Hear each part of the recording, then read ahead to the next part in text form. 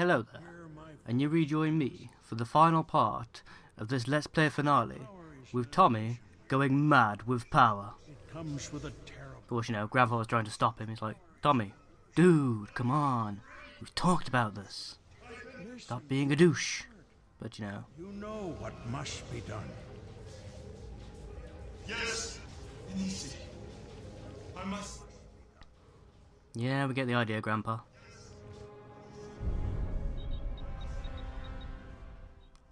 Must resist urge to become God Emperor of Universe.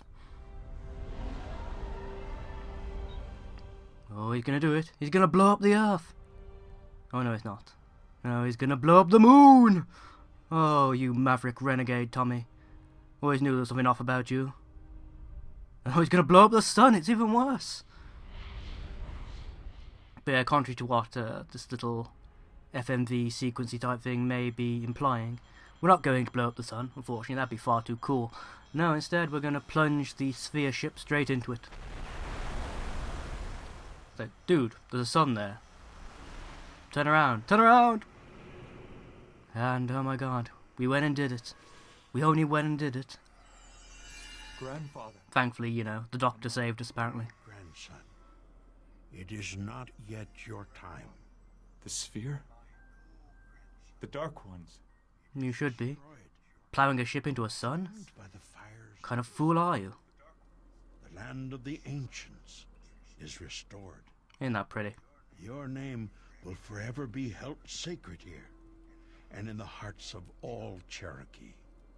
The Aniwudi will never forget what you have done. Awesome. So a bunch of dead people are always going to remember me for saving them. Jen, Oh god, she's still here. I mean, yeah, hi sweetie. I'm so sorry. Oh, don't be. I'm among my brothers here. The spirit of the Cherokee surrounds this place. It feels like coming home. I only wish you could stay. That's not very nice. She basically just told me she wished I was dead. Lives here now, Horrible thing to say to a loved one. belong in the living world. When will I see you again? When your time comes, I'll be right here, waiting for you. Until then, we will watch over you.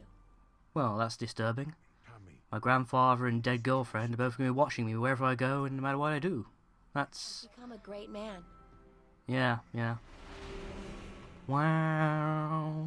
Wow. So yeah, that was Prey. Hope you all enjoyed it. Final thoughts on the game, I suppose. Let's dissect this, shall we? We'll do story first, I think. Yeah, story. Now, I did quite like the story. It's rather unique to actually play as someone who's not, you know, white, middle-aged, and/or a teenager. So that was nice. You know? Got a different take on cultural identity going on. Admittedly, it's all funneled through the traditional FPS format, so it's not very detailed, but it is there. It's quite different from your usual fare, which I liked. That was all good. Story had a bit of inconsistency going on. My main gripe with it would be the whole, once you finally rescue Jen, why don't you just get the hell out of there? Considering how much effort had been put into making it very clear that Tommy doesn't give a shit about the Cherokee or his heritage. Technically speaking, he really should have just jumped into the portal and left as soon as he could.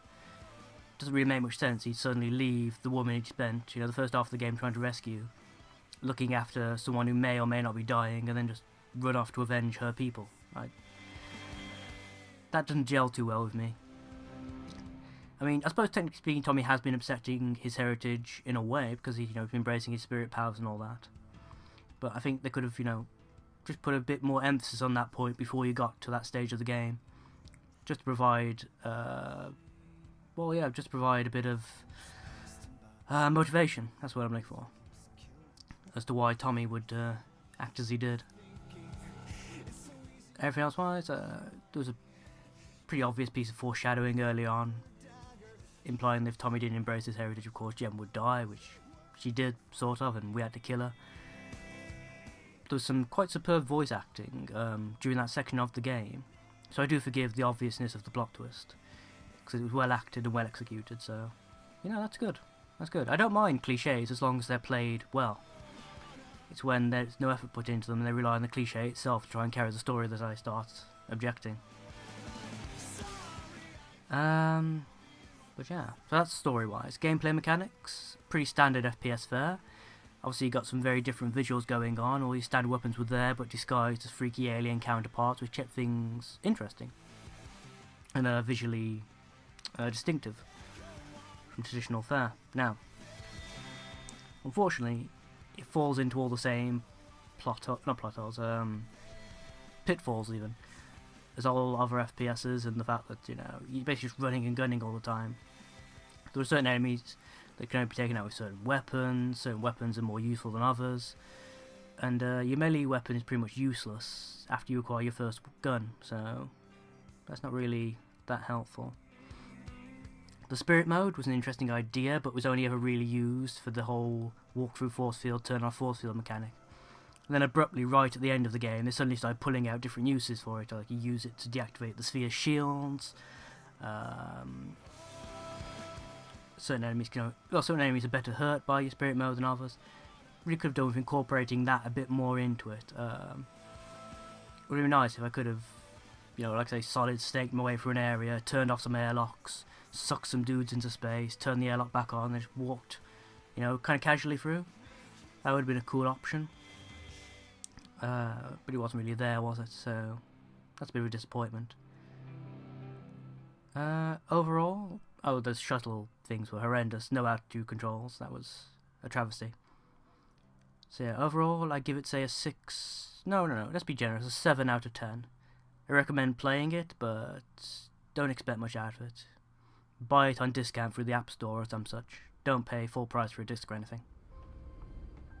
Alright, so we're suddenly back here again, are we? The bar has been repaired. That's nice, I suppose. The radio's going off about something or other.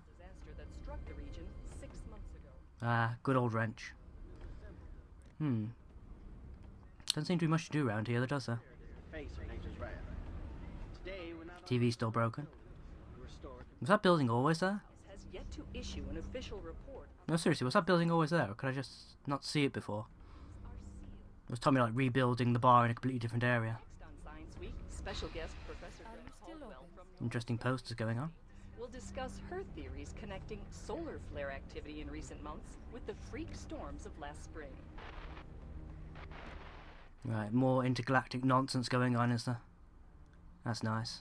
Holy crap! Greetings, Tommy. I thought you were dead. It's a ghost, it's another ghost, get him away, get him away, get away! All we built worked. Alright, you escaped through a convenient plot hole, did you? I was rescued by powerful beings. In the light of day, your outfit looks even more ridiculous than it did before.